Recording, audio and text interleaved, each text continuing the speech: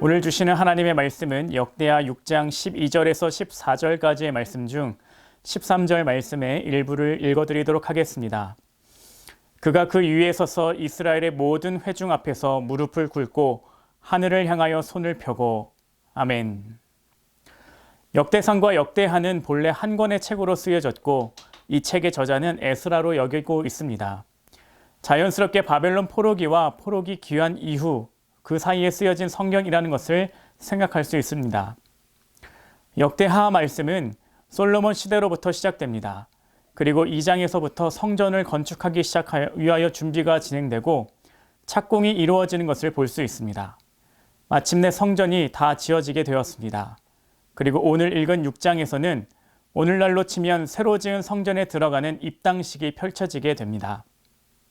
솔로몬이 왕이 되고 바로 시작되었던 일 중 하나가 성전을 건축하는 것이었습니다. 역대기서 저자인 에스라는 솔로몬이 왕이 되고 한 일이 성전 건축인 것을 포로기 이후 사람들에게 알려주며 전해주고 싶은 메시지가 있다는 것을 알 수 있습니다. 이것을 우리의 삶에 적용하면 우리의 삶 속에서 가장 먼저 회복해야 될 것이 무엇인지를 알 수 있는 것입니다.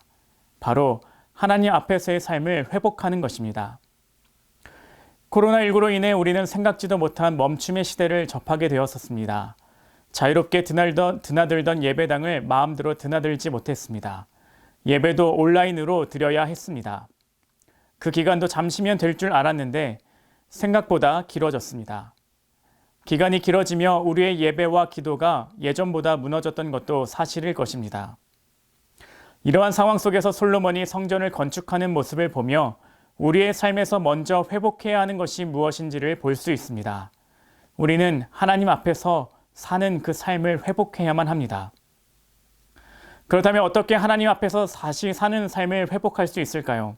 본문은 성전을 건축 완료하고 성전 입당식을 하는 가운데 솔로몬이 기도하는 모습을 보여주고 있습니다.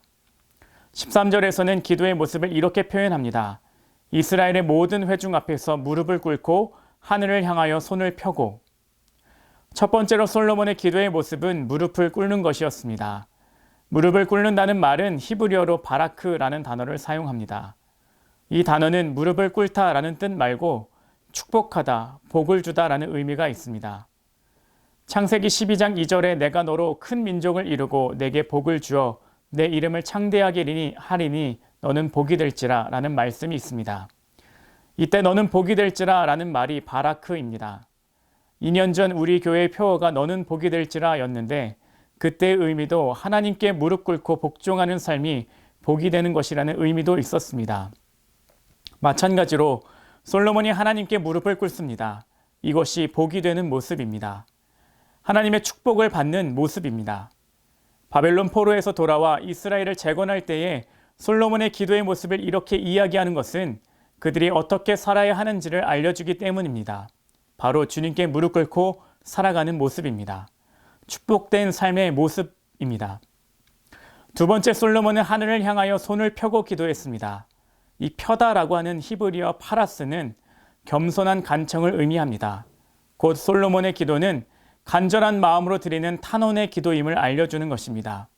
이를 통해 우리가 회복해야 하는 것은 하나님을 향하여 주님만이 해결하실 수 있다는 간절한 마음인 것을 표현하고 있습니다.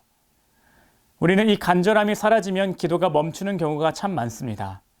문제가 있으면 기도하지만 그 문제가 해결되면 기도도 멈추는 경우가 많습니다. 우리의 삶에 회복되어야 하는 것이 있습니다. 하나님 앞에서의 삶을 회복해야만 합니다.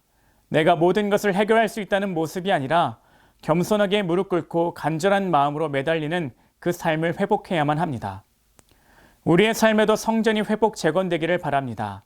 그래서 솔로몬의 기도의 모습처럼 주님께 무릎 꿇고 간절한 마음으로 매달릴 수 있는 회복된 그리스도인들이 되시기를 주님의 이름으로 축복합니다.